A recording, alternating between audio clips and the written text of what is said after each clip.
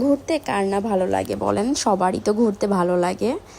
Hello everyone, আসসালামু আলাইকুম। সবাই কেমন আছেন? আশা করি সবাই অনেক ভালো আছেন। আপনাদের দোয়ায় আমিও অনেক ভালো আছি।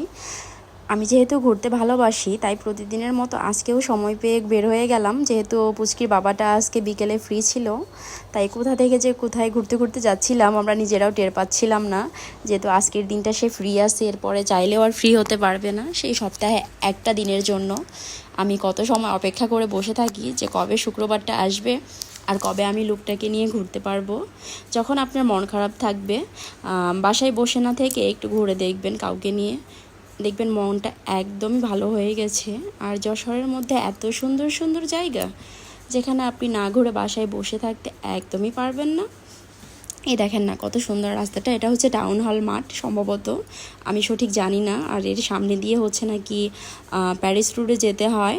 আমি সঠিকভাবে আসলে কিছুটাই বলতে পারবো না, যেহেতু আমি অতটা নামটাম কিছু জানি না। আর এই রাস্তাটা দেখেন, রাস্তার পাশে যে প্লাস্টিক দিয়ে খেজুর গাছ বানায় রেখেছে, এটা আমার অনেকটা ভালো লাগছিল। আর এই সামনে যেতে যেতে হচ্ছে মামার একটা ভেলপুরির দোকান ছিল, এখানটা নাকি ঢাকার ভেলপুরি এনে বিক্রি করে উনি মাত্র 30 টাকা প্লেটে।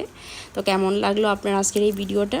সবাই ভালো থাকবেন, আল্লাহ হাফেজ। দেখা হবে পরের কোনো ভিডিওতে, সেই পর্যন্ত সবাই ভালো থাকবেন।